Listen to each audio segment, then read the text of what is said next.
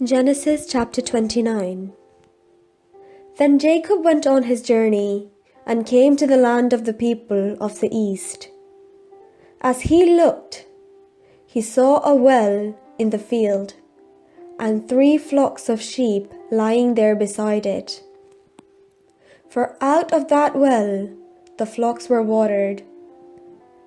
The stone on the well's mouth was large, and when all the flocks were gathered there, the shepherds would roll the stone from the mouth of the well, and water the sheep, and put the stone back in its place on the mouth of the well. Jacob said to them, "My brothers, where do you come from?" They said, "We are from Haran." And he said, "Do you know Laban, son of Nahor?" They said, "We do." He said to them, "Is it well with them?" "Yes," they replied.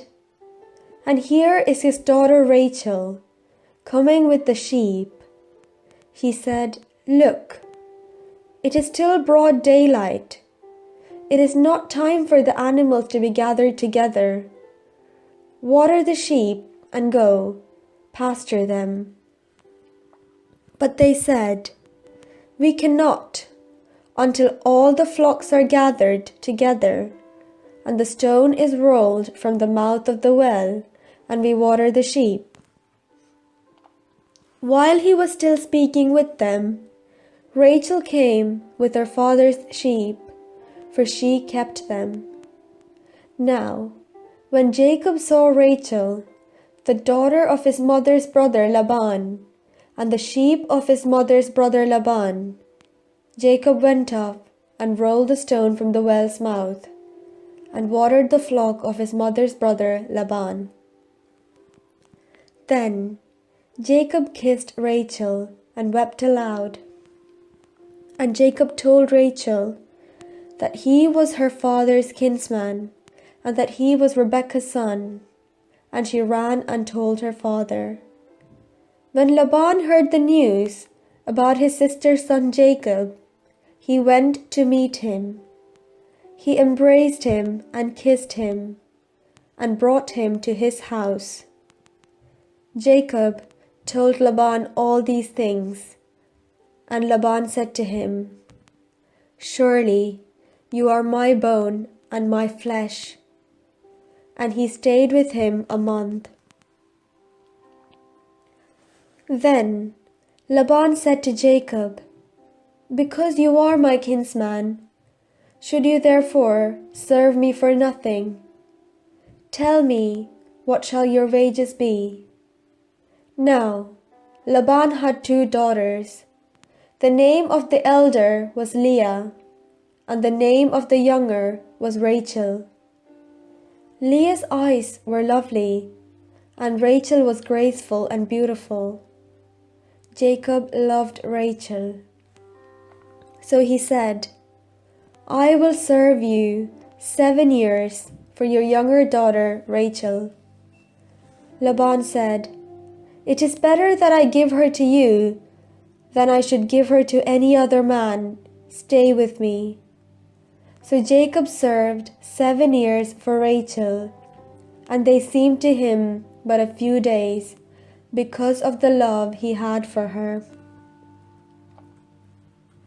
Then Jacob said to Laban, "Give me my wife, that I may go into her, for my time is completed." So Laban gathered together all the people of the place and made a feast. But in the evening he took his daughter Leah and brought her to Jacob, and he went in to her. Laban gave his maid Zilpah to his daughter Leah to be her maid. When morning came, it was Leah, and Jacob said to Laban, "What is this you have done to me? Did I not serve with you for Rachel? Why then have you deceived me?" Laban said, "This is not done in our country, giving the younger before the firstborn. Complete the week of this one, and we will give you the other also, in return for serving me another 7 years. Jacob did so, and completed her week. Then Laban gave him his daughter Rachel as a wife. Laban gave his maid Bilhah to his daughter Rachel to be her maid. So Jacob went in to Rachel also, and he loved Rachel more than Leah. He served Laban for another 7 years. Then the Lord saw that Leah was unloved. He opened her womb, but Rachel was barren. Leah conceived and bore a son, and she named him Reuben, for she said, "Because the Lord has looked on my affliction, surely my husband now will love me." She conceived again and bore a son, and said, "Because the Lord has heard that I am hated, he has given me this son also." And she named him Simeon. Again she conceived and bore a son, and said, "Now this time my husband will be joined to me, because I have borne him 3 sons." Therefore he was named Levi. She conceived again and bore a son, and said, "This time I will praise the Lord." Therefore she named him Judah. Then she ceased bearing.